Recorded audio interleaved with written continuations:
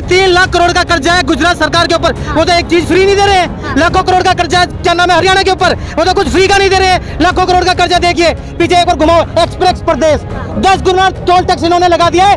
तो कह रहे प्रचार दिल्ली में कर रहे हैं, प्रचार दिल्ली में कर रहे हैं, और कह रहे विकास यूपी में हो रहा है। अरे रामराज होता ना तो बेचारे पंत हॉस्पिटल में नहीं भटकते। वो यहाँ का अभी पंत हॉस्पिटल में जाके देखो, जाके उसके बगल में अरविंद हॉस्पिटल है, उसमें जाके देखो 80% जनता यूपी के और बिहार के बेचारे, अगर उनके अस्पताल इतने अच्छे होते तो बेचारे दिल्ली में दर बदर वो ठोकर नहीं खाते। 8,500 करोड़ के जहाज में घूमता है एक बर्तन मांजने वाली का बेटा, एक भिखारी जिसने 35 साल भीख मांग के खाई है, 8,500 करोड़ के जहाज में घूमता है, 12 करोड़ की कार में घूमता है, 3 लाख का चश्मा लगाता है, 1.5 लाख का पैर। वो तो खुद कहता है हवाई चप्पल पहनने वाला भी मैं तो चाहता हूँ कि जहाज में जाए। आज उन्हें जहाज का किराया 3 गुना बढ़ा दिया है। इतना उसने महंगाई चरम पे लाया। आज वो रोजगारी के ऊपर बात नहीं करता, बेरोजगारी चरम पे। भारतीय जनता पार्टी को हाईजैक कर लिया है। 2 गुजराती देश को बेच रहे हैं, 2 गुजराती देश को खरीद रहे हैं। आज गुजरातियों ने इस हिंदुस्तान को हाईजैक कर लिया है। हिंदुस्तान का जितना पैसा लेके भागने वाले हैं सबके सब गुजराती हैं। कोई उत्तर भारतीय नहीं, कोई माइनॉरिटी का नहीं, कोई दलित नहीं, सबके सब गुजराती हैं।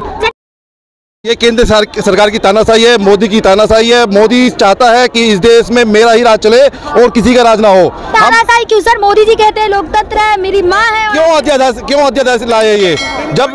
जब वो सुप्रीम कोर्ट की नहीं मान रहे तो ये तो तानाशाही हुई ना। हाँ। सुप्रीम कोर्ट जिसमें 5 जजों की बेंच ने बिल्कुल क्लियरली बोल दिया कि ये सारे राइट्स हमारे केजरीवाल सर के हक में आते हैं, तो क्यों उन्होंने कैंसिल करके रातों रात अध्यादेश जारी कर दिया? हाँ। कल को नया कोई कानून लेके आएंगे कि यहाँ पे तो सारा शासन ही खत्म कर दो, यहाँ पे राष्ट्रपति शासन लगा दो, यहाँ पे मतलब कहना चाह रहे दिल्ली में राष्ट्रपति शासन लगवाएंगे। उनके कहने का मतलब यही है, वो सब कुछ एलजी को देना चाहते हैं। तो हमारे यहाँ वोट देने का फायदा क्या है? हम दिल्ली सरकार के साथ हैं, हम दिल्ली सरकार को ही वोट देंगे। हम बीजेपी को बिल्कुल भी वोट नहीं देंगे। इतना खफा क्यों है? इतना इसलिए खफा है, यहाँ की जनता बहुत ज्यादा खफा है। जो कि यहाँ पे मोदी जो कर रहे हैं वो ये सब लोग गर्मी में इसलिए आए हैं, अपने एसी छोड़ के आए हैं, इसलिए छोड़ के आए हैं कि मोदी हमारे साथ गलत कर रहा है। गलत कर रहा है। गलत क्या कर रहे हैं? गलत यही कर रहे हैं कि जो ये फ्री की सेवा लेना चाहते हैं, ये नेता लोग फ्री की सेवा लेना चाहते हैं, और हमारे जनसभा है, जो हमारे ये लोग हैं, इनको फ्री देना नहीं चाहते। कहते हैं कि तुम्हें फ्री नहीं मिलेगा कुछ भी, हम ही खाएंगे फ्री, हम ही सब कुछ पहना, सब कुछ फ्री हम ही लेंगे। इन्होंने कहा फ्री नहीं मिलेगा, 5 किलो अनाज फ्री दे रहे हैं। जब तो देश की 80 करोड़ जो कहते हैं ना, 80 करोड़ लोगों को मैं 5 किलो राशन जो बांट रहा हूँ, आज देश की हालत उन्होंने ऐसी कर दी कि 80 करोड़ जनता को 5 किलो राशन पे लेकर के आ गए हैं। हाँ। इससे मैं देखा देश के अंदर संविधान की धज्जियां उड़ाई जा रही हैं। हाँ। जो हमारा सुप्रीम कोर्ट है वो किसके उस पे चलता है? मोदी जी कह रहे हैं संविधान है। आप बात मत काटो बीच में। हाँ। संविधान किसके दम पे चलता है? हाँ। हैं? सुप्रीम कोर्ट किसके दम पे चलता है? हाँ। आज सुप्रीम कोर्ट की धज्जियां उठा रहे हैं। 5 जजों की खंडपीठ ने जब फैसला दिया है कि दिल्ली की जनता ने दिल्ली सरकार को चुना है, माननीय केजरीवाल जी को चुना है, तो माननीय केजरीवाल जी को काम करने दिया जाए, उनके काम में टांग ना डाली जाए, जो उनके अधिकार उनको हक और अधिकार दिया जाए। लेकिन रातों रात लेकर के क्या नाम है ऊपर से कानून ले आते हैं, नया अध्यादेश लेकर के आते हैं, ताकि वो कहते हैं मैं फ्री की रेवड़ी के खिलाफ हूँ। कहते हैं फ्री की रेवड़ी के खिलाफ हूँ। आप ये बताइए फ्री के, अगर मान लो केजरीवाल जी की अपनी जेब से दे रहे हैं, वो अगर हमारा ही टैक्स, हम दूध खरीदते हैं, हम माचिस भी खरीदते हैं, कुछ भी खरीदते हैं, हर चीज में टैक्स पे करते हैं। दिल्ली की जनता जेब से होता है, जो अपनी जेब से दे रहे हैं, अपने पास से दे रहे हैं, वो हमारा ही टैक्स हमें वापस लौटा रहे हैं। अगर थोड़ी बहुत मदद अगर हमें मिल रही है, चाहे वो बिजली के रूप में, चाहे वो पानी के रूप में, चाहे वो शिक्षा के रूप में, चाहे वो स्वास्थ्य के रूप में हो, अगर तो उससे उसको कहते हैं फ्री की रेवड़ी के खिलाफ। आज देखते हैं हम गुजरात के अंदर 3.5 लाख करोड़ का कर्जा है गुजरात सरकार के ऊपर, वो तो एक चीज फ्री नहीं दे रहे हैं। लाखों करोड़ का कर्जा है, क्या नाम है, हरियाणा के ऊपर, वो तो कुछ फ्री का नहीं दे रहे हैं। लाखों करोड़ का कर्जा देखिए, पीछे एक बार घुमाओ, एक्सप्रेस प्रदेश 10 गुना टोल टैक्स इन्होंने लगा दिया है।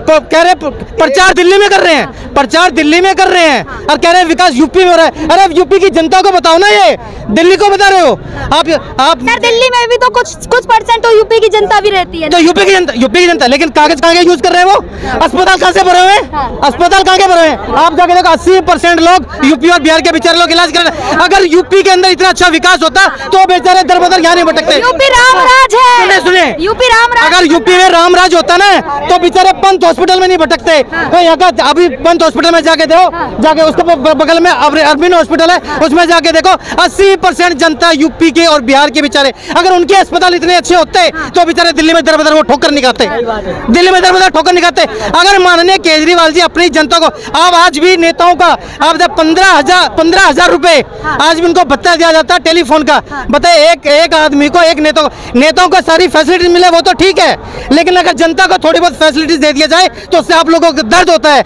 आज दिल्ली के ऊपर माननीय केजरीवाल जी ने 1 रुपए का कर्जा दिल्ली, केजरीवाल जी की लगातार बात कर रहे हैं आप। अभी कुछ दिन पहले आपको भी पता होगा भाजपा वाले केजरीवाल जी के घर के बाहर आंदोलन कर रहे थे पर्दे को लेकर। किस चीज का आंदोलन कर? पर्दे को लेकर उन्होंने कहा ना कि 45 करोड़ का शीश महल बनाया है। वो तो सुने उन्होंने 45 करोड़ का ये बीजेपी वाले इल्जाम लगा रहे हैं कि 45 करोड़ का शीश महल बनाया है। और माननीय मोदी जी की उनकी माँ तो बर्तन मांजती थी, वो तो भिखारी था, भीख मांग के खाया। वो 45 करोड़ का शीश, चाय बेचा उसने, मोदी जी ने चाय, बात पूरी करो 45 करोड़ का शीश महल लिया ना, वो हम माननीय मोदी जी को देते हैं, और जिस झोपड़े में वो रह रहा है वो माननीय केजरीवाल जी को दे दो। कहना क्या चाह रहे हैं? मैं क्या 45 करोड़, अरे यार क्यों बीच में भौंक रहे हो? 45 करोड़ का शीश महल जो माननीय केजरीवाल जी ने अपने लिए बनवाया है ना, अगर वो सच्चाई है तो हम उसको मोदी जी को देने के लिए तैयार हैं, और जिस झोपड़े में वो रह रहा है उसमें केजरीवाल जी को डाल दो। मोदी जी प्रधानमंत्री आवास में रह रहे हैं। मोदी सुनो, प्रधानमंत्री आवास में रहना है, झोपड़े में रहना है। अच्छा वो आज वो 85,000 सुनो 8,500 करोड़ के जहाज में घूमता है। एक बर्तन मांजने वाली का बेटा, एक भिखारी जिसने 35 साल भीख मांग के खाई है, 8,500 करोड़ के जहाज में घूमता है, 12 करोड़ की कार में घूमता है, 3 लाख का चश्मा लगाता है, 1.5 लाख का क्या चाहते हैं प्रधानमंत्री? टूटे हुई चप्पल, फटे हुए कपड़ों में वो तो खुद कहता था केजरीवाल, वो तो खुद कहता था केजरीवाल कि मैं यार, वो तो खुद कहता था कि मैं तो चाहता हूँ कि चप्पल में चलने में, वो तो खुद कहता है हवाई चप्पल पहनने वाला भी मैं तो चाहता हूँ कि जहाज में जाए। आज उन्हें जहाज का किराया 3 गुना बढ़ा दिया है, इतना उसने महंगाई चरम पे लाया। आज वो रोजगारी के ऊपर बात नहीं करता, बेरोजगारी चरम पे से उठकर आए, चाय बेच के है ना, तो हमें ये पता है देश बेच देगा। आज दो सुने, बीजेपी तो वैसे ही बदनाम है, बीजेपी तो वैसे ही बदनाम है, ऐसी बात है। बीजेपी के अंदर भी अच्छे लीडर हैं, लेकिन आज बीजेपी के जो लीडर उसने हाईजैक कर लिए हैं, भारतीय जनता पार्टी को हाईजैक कर लिया है। 2 गुजराती देश को बेच रहे हैं, 2 गुजराती देश को खरीद रहे हैं। आज गुजरातियों ने इस हिंदुस्तान को हाईजैक कर लिया है। हिंदुस्तान का जितना पैसा लेके भागने वाले हैं सबके सब गुजराती हैं, कोई उत्तर भारतीय नहीं, कोई माइनॉरिटी का नहीं, कोई दलित नहीं, सबके सब गुजराती हैं। चलिए लगातार है कि आप नारा लग रहा है केंद्र सरकार की तानाशाही। केंद्र सरकार की तानाशाही नहीं है, जो केंद्र सरकार ने केजरीवाल से कुछ लेना वो हम वापस लेने जा रहे हैं, इसलिए रैली लगा रहे हैं। लेकिन मोदी जी धरती से जुड़े हुए जमीन की बात करते हैं, जमीन धरती तो बेच खाई उन्होंने, और क्या किया? कहाँ सर? धरती तो बेच खाई, एयरपोर्ट भी बेचा उन्होंने, रेलवे प्राइवेट नहीं हो गया, किसान बेचने जा रहे थे, जवान बेच दिया, और क्या बच गया? अच्छा बच गया क्या आपके पास?